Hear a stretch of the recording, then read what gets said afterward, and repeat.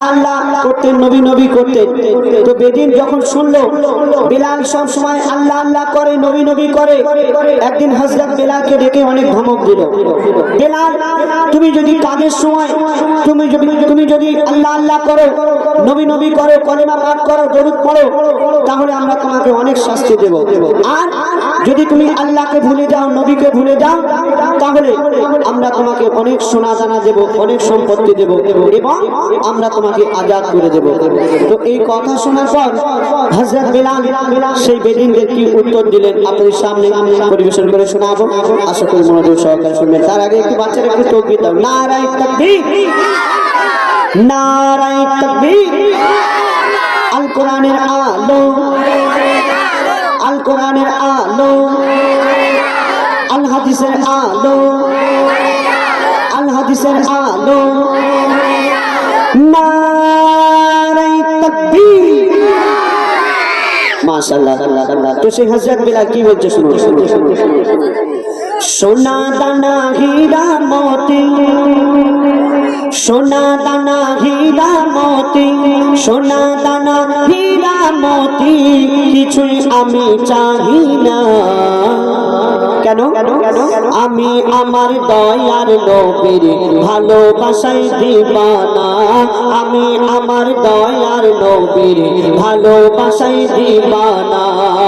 সোনা দানা হীরা মোতি, সোনা দানা হীরা মোতি, কিছুই আমি চাহি না। আমি আমার দয়ার নবীর ভালোবাসায় দিবানা, আমি আমার দয়ার নবীর ভালোবাসায় দিবানা। দিবানা দিবানা নবীজির দিবানা, আমি আমার দয়ার নবীর ভালোবাসায় দিবানা, আমি আমার দয়ার নবীর ভালোবাসায় দিবানা।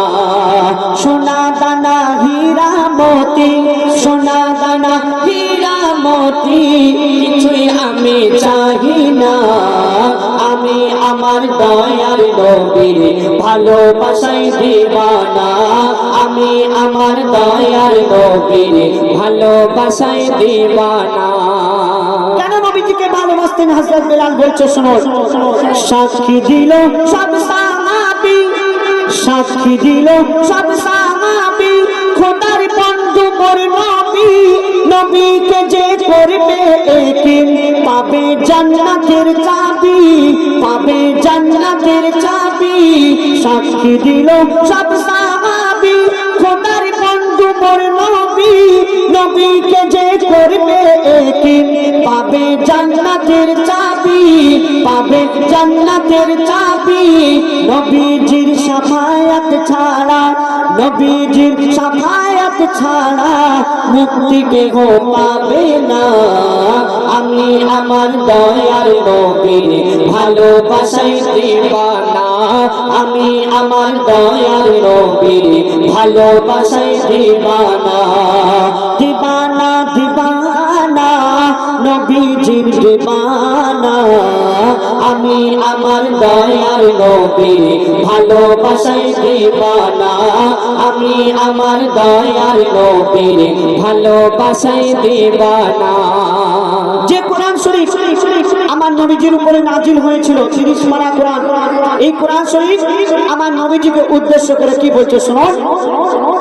কোরআন শরীফ এলান করে, কোরআন শরীফ এলান করে, বলে খোদা রহমান সৃষ্টিতে আর নেই কেহ মোর দয়ার হাবিবের সমান, দয়ার হাবিবের সমান।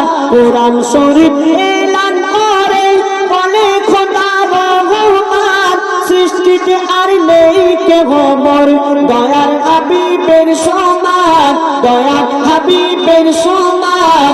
মুহাম্মাদের নাম ছাড়া ইবাদত, মুহাম্মাদের নাম ছাড়া ইবাদত কারো কবুল হবে না। আমি আমার দয়ার নবীর ভালোবাসায় দিবানা, আমি আমার দয়ার নবীর ভালোবাসায় দিবানা। সোনা দানা হীরা মোতি, সোনা দানা হীরা মোতি, মতি কিছুই আমি চাহি না, আমি আমার দয়ার নবীর ভালোবাসায় দিবানা, আমি আমার দয়ার নবীর ভালোবাসায় দিবানা। এই গজলটি যিনি লিখেছেন আমার কবি ইয়াসিন সাহেব, তিনি এই গজলটি লেখার আগে স্বপ্নের মাধ্যমে কি দেখতেন সেটা ছন্দের মাধ্যমে তুলে ধরেছেন। আপনার কাছে লক্ষ লক্ষ টাকা আছে, ধন দৌলত আছে, অনেক সোনা দানা আছে, কিন্তু আল্লাহ পাক যদি আপনার না ডাকে, আল্লাহর ডাক যদি না হয়, তাহলে আপনি কোনোদিন হজে যেতে পারবেন না, আপনি কোনোদিন কাবা শরীফ তওয়াফ করতে পারবেন না, আপনি কোনোদিন আমার নবীজির রওজা শরীফ জিয়ারত করতে পারবেন না। আর আল্লাহ যদি আপনাকে ডেকে নেন, তাহলে ধন দৌলত টাকা পয়সা কিছুই যদি না থাকে, আপনি ঠিক চলে যাবেন, কেউ আপনাকে পাঠিয়ে দেবে আল্লাহর বান্দা, নেক বান্দা। তো কবি ছন্দের মাধ্যমে কি লিখছে শুনুন।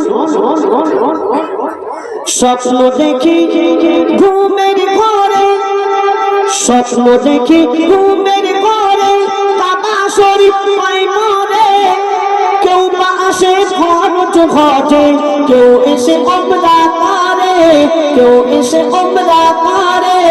স্বপ্ন দেখি ঘুমের ঘরে, কাবা শরীফ পাই মরে, কেউ বা আসে ফরজ হজে, কেউ এসে উমরা করে, কেউ এসে উমরা করে।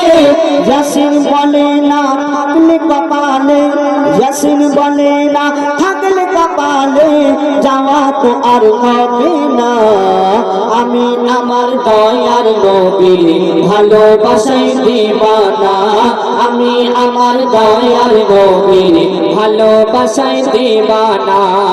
সোনা দানা হীরা মতি, সোনা দানা হীরা মতি কিছুই আমি চাহি না, আমি আমার দয়ার নবীর ভালোবাসায় দিবানা, আমি আমার দয়ার নবীর ভালোবাসায় দিবানা। দিবানা দিবানা নবীজির দিবানা, আমি আমার দয়ার নবীর ভালোবাসায় দিবানা, আমি আমার দয়ার নবীর ভালোবাসায় দিবানা, আমি আমার দয়ার নবীর ভালোবাসায় দিবানা। শুনে শুনে নিত্য নতুন গজল শুনলেন। এবার একটি পুরাতন গজল আপনারা হয়তো ইউটিউবের মাধ্যমে শুনেছেন, দেখেছেন, বা আশেপাশে আমরা অনেক জায়গায় এসেছি, সেই গজল হয়তো অনেকে শুনেছেন, আজানের গজল। এই গজলটি আমার এক ভাইজান ফরমাইশ করেছেন, আপনার সামনে পরিবেশন করে শোনাবো, তারপর ইনশাআল্লাহ পরবর্তী শিল্পী আপনার সামনে আসবেন, তারপর আপনারা শুনবেন। আমাদের মধ্যে উপস্থিত আছেন পশ্চিম বাংলার বিখ্যাত শিল্পী এমডি আজহারউদ্দিন জুনিয়র ইমরান, নাদের কণ্ঠ থেকে আপনারা সুন্দর গজল শুনবেন। তো তার আগে আমি ছোট্ট একটি গজল পরিবেশন করে শোনাবো। আমার আপনার নবী হুজুরে আকরাম সাল্লাল্লাহু আলাইহি সাল্লাম, তার তারিফ, তার প্রশংসা কবি ছন্দের মাধ্যমে কি লিখছে শুনুন। আমি অনুরোধ করবো আমার মায়েরা যারা দাঁড়িয়ে আছেন পিছনে, যারা কমিটির সদস্য আছেন, আমি অনুরোধ করবো আমার মায়েদেরকে বসার জায়গা করে দিন, কেন দাঁড়িয়ে দাঁড়িয়ে মানুষ কতক্ষণ শুনবে। আমার দাদা ভাইরা দাঁড়িয়ে থাকতে অসুবিধা হবে না, ওনার দাঁড়িয়ে অভ্যাস আছে, কিন্তু আমার